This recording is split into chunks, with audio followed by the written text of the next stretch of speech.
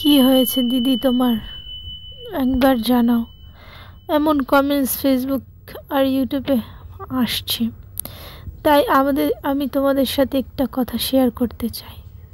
Social মিডিয়াতে আমি আমার জীবনের কোনো কথাই আনতে চাইনি, কিন্তু আজকে বাধ্য হলাম কিছু দুটো কথা আনতে। আজ থেকে 4-5 বছর আগে আমি মোটা হওয়ার ওষুধ খেয়ে ফেলেছিলাম।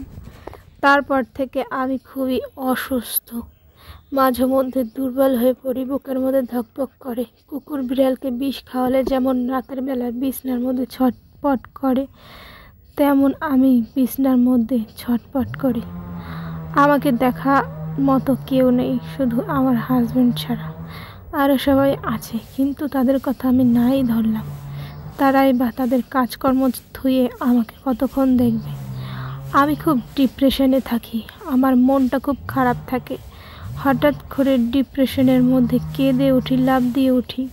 আমার শরীরে খুব রাগ, আমার নার্ভের প্রবলেম, আরও অনেক প্রবলেম আছে।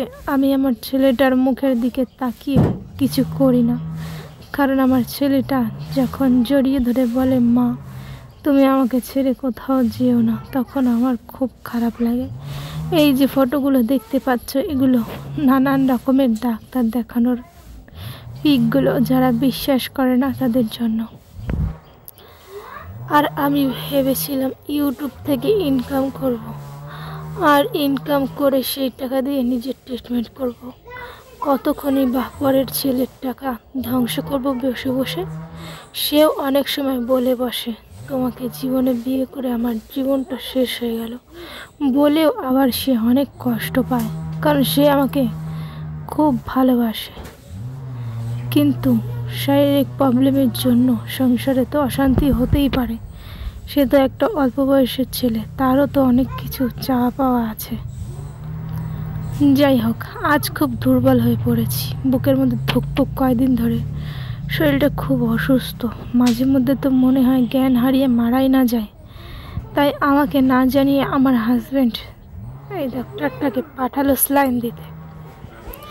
আর আমি অন্য একটা ডাক্তার দেখাই, তার কাছ দিয়ে নার্ভের ওষুধ খেয়ে অনেকটাই সুস্থ ছিলাম। গ্যাসের, নার্ভের, হোমিওপ্যাথিক। আমি কোনো অ্যালোপ্যাথিক ওষুধ খেতে পারি না। যাই হোক, শুধু শরীর খারাপ হলে মানুষ বিছনায় পড়ে থাকে না, অনেক ডিপ্রেশন কাজ করে।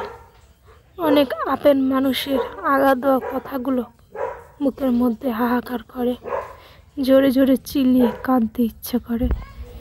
কি আর করব, শ্বশুরবাড়িতে আমার সুখের কোনো অভাব নেই।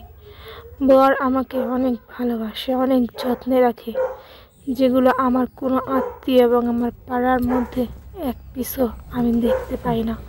আমার হাজব্যান্ড আমাকে এত ভালোবাসে, তবুও মাঝে মধ্যে যে কথাগুলো মুখ থেকে বেরিয়ে আসে, সেগুলোই আমাকে পাগল পাগল করে দেয়।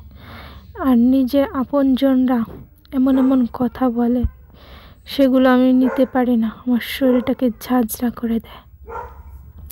আমার এই ইউটিউব চ্যানেল খোলার কারণ একটাই, আমি মোটা হওয়ার পরে একবার অসুস্থ হয়ে পড়ি। তখন আমি আমার বাপের বাড়িতে উঠেছিলাম, দাদা ছিল বাইরে। আজ তোর কথাটা বলেই দিলাম। সে বলেছিল কত টাকা খরচ হয় হিসাব করে রাখতে। আমার বিয়ের পর আমার যত অসুস্থতা, আমার বরই সব কিছুর ট্রিটমেন্টের টাকা চালায়। কিন্তু যেহেতু আমি অনেক অসুস্থ হয়ে পড়েছিলাম, বাপের বাড়ির থেকে নিতে এসেছিল, তখন আমার দাদা বাইরে থেকে ফোন করে বলেছিল, ওকে কেন আনতে গেলে, ওদের বাড়ির থেকে বিদায় দাও।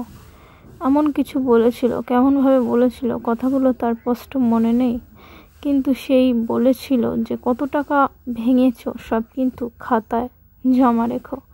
আচ্ছা, তুই যে সেদিন এই কথাটাকে বলেছিলি, মাত্র 700 টাকা আমার পেছনে গিয়েছিল। আজকে তোর মেয়ে আছে, বউ আছে, তাদের যদি কিছু হয় তখন সেই টাকাটা কোন ডায়েরিতে হিসাব করে রাখবি তুই? এমনকি আমার ভাইয়েরা কতবার আমাকে অপমান করে বাড়ি দিয়ে তাড়িয়ে দিয়েছে, কিন্তু আমার শ্বশুরবাড়িতে আমার সুখের অভাব নেই, জায়গার অভাব নেই, খাবারের অভাব নেই। কিন্তু আরও অনেক কথা আছে যেগুলো প্রকাশ করতে পারি না, বুকের মধ্যেই ধামাচাপা পড়ে থাকে। এইগুলোই হচ্ছে আমার জীবনের সবথেকে বড় কথা।